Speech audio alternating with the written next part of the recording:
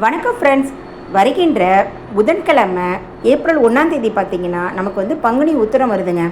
அன்றைக்கி வந்து இந்த 2 பொருள் சிம்பிளாக கிடைக்கக்கூடிய இந்த 2 பொருளை வாங்கி வச்சு நீங்கள் வந்து பூஜை பண்ணி பாருங்கள். அதுக்கப்புறம் வந்து உங்கள் வீட்லேயோ உங்களோட தொழில் சார்ந்த விஷயத்துலேயோ ரொம்பவே மாற்றங்கள் கிடைக்குங்க. இதை நீங்கள் வந்து அனுபவ ரீதியாகவே நீங்கள் உணரலாம். அதை நீங்கள் பண்ணி பார்த்துட்டு அப்புறமா நீங்கள் சொல்லுங்கள்.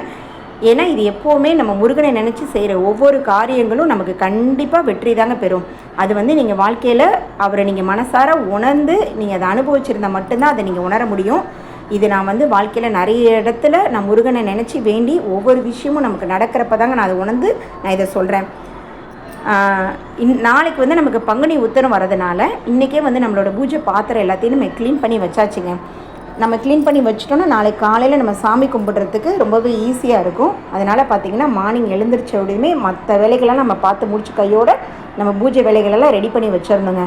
அதுக்கப்புறம் தான் நம்ம வந்து மறுநாள் வந்து நமக்கு கொஞ்சம் ஈஸியாக இருக்கும். நம்ம பங்குனி உத்திரத்தன்னைக்கு பார்த்திங்கன்னா ரொம்ப கஷ்டப்படாமல் நமக்கு காலையிலேயே ஈஸியாக வேலை முடிகிற மாதிரி இருக்கும். அதனால் இன்றைக்கி நான் அதுக்குண்டான வேலைகள் எல்லாமே காலையிலேயே நம்ம பூஜை பாத்திரம் எல்லாம் ரெடி பண்ணி வச்சாச்சு. அதுக்கப்புறம் நம்ம மத்தியானம் லஞ்ச் ரெடி பண்ண ஆரம்பித்தாச்சுங்க. ஒரு பக்கம் சாதம் வெந்துட்டுருக்கு. அடுத்தது பார்த்திங்கன்னா இன்றைக்கி மதிய லஞ்சுக்கு ரொம்பவே சிம்பிளான கீரை சூப்பு தாங்க நான் ரெடி பண்ணியிருக்கேன். இது வந்து மணத்தக்காளி கீரை சூப்புங்க. இது வர சம்மருக்கெலாம் வந்து சம்மர் மட்டும் இல்லைங்க, இது பொதுவாகவே வயிறு சம்மந்தப்பட்ட எல்லா பிரச்சனைகளுக்கும் ரொம்பவே நல்லதுங்க. வயிற்றில் வந்து புண்ணு பிரச்சனை, அல்சர் பிரச்சனை எல்லாத்துக்கும் இந்த மணத்தக்காளி கீரை சூப் வந்து ஒரு அருமருந்துன்னு கூட சொல்லலாங்க. இது நான் என்னோடய வீடியோவில் ஷார்ட்ஸில் கூட நான் இது ஒரு வீடியோ நான் அப்லோட் பண்ணியிருக்கேன். உங்களுக்கு இது எப்படி வேணுங்கிற ரெசிபி வேணும்னு நீங்கள் ஷார்ட்ஸில் போய் கூட நீங்கள் பார்த்துக்கலாம்.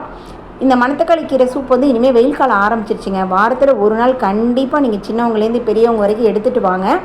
வயிறு வந்து ஹீட்னால் வர்ற புண்ணு எதுவுமே இல்லாமல் ஓரளவுக்கு உடம்பு நல்லாவே ஆரோக்கியமாக இருக்குங்க. அந்த மணத்தக்காளி கீரை சூப்புக்கு கடைசியாக ஒரே ஒரு சின்ன டிப்ஸ் மட்டும்தாங்க. நீங்கள் அந்த தேங்காய் வந்து அரைச்சி ஊற்றுறப்ப அதை வந்து கொதிக்க விடக்கூடாது. கொதிக்க விட்டுட்டிங்கன்னா அது பார்த்திங்கன்னா திரிஞ்சு வந்த மாதிரி ஆயிரும். இதில் ஒரு சின்ன டிப்ஸ் என்னென்னா அது நுரைச்சி வரப்பே நம்ம ஆஃப் பண்ணிடணும். அதுதான் வந்து சூப் ரெடியானதுக்கு உண்டான ஒரு கரெக்டான ஒரு பதம். அப்போ நீங்கள் ஆஃப் பண்ணிட்டீங்கன்னா சூப் வந்து ரொம்பவே நல்ல டேஸ்ட்டாக ரெடி ஆயிரும். எப்போவுமே கீரை சமைக்கிறப்ப லாஸ்ட்டாக தாங்க கல் உப்பு போடணும்.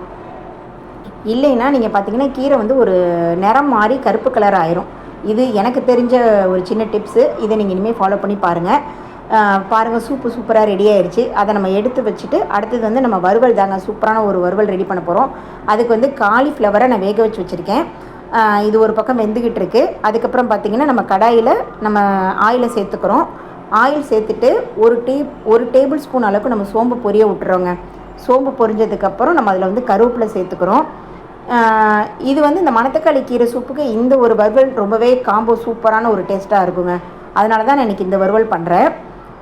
இது மாதிரி நீங்கள் செஞ்சு பாருங்கள், செஞ்சு சாப்பிட்டு பாருங்கள், ரொம்பவே டேஸ்ட்டாக இருக்கும்.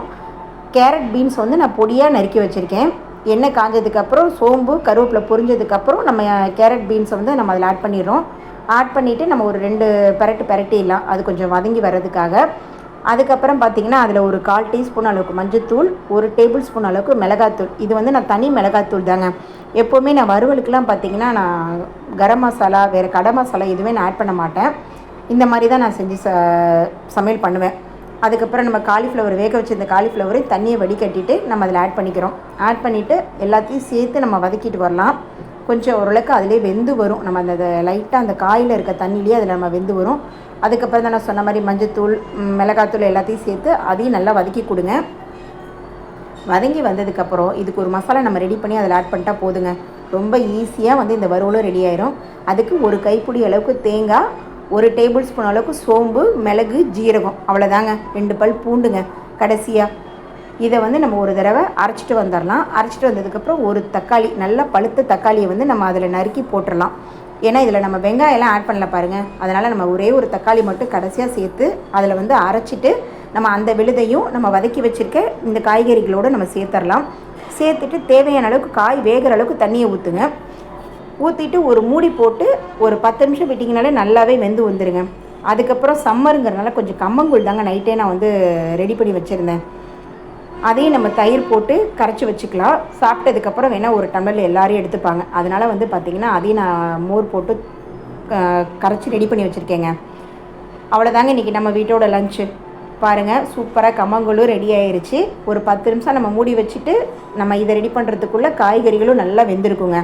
அவ்வளோதான். நான் இன்றைக்கி இந்த கம்மங்குள்ள வெங்காயம்லாம் சேர்க்கல, வெறும் தயிர் மட்டும்தான் போட்டு ஆட் பண்ணியிருக்கேன். பாருங்கள் காய் சூப்பராக வெந்து வந்துருச்சு. அவ்வளோதாங்க, இன்றைக்கி நம்மளோட டே இப்படி போயிடுச்சு. நாளைக்கு பங்குனி உத்திரம், எல்லாத்துக்கும் ஒரு நல்ல நாளாக அமையணுங்க. இறைவன்கிட்ட முருகன்கிட்ட உங்களுக்கு என்ன வர வேணுமோ கேளுங்க, அவர் கண்டிப்பாக நம்ம நினச்சதை நடத்தி கொடுப்பாரு. Thank you friends, have a nice day.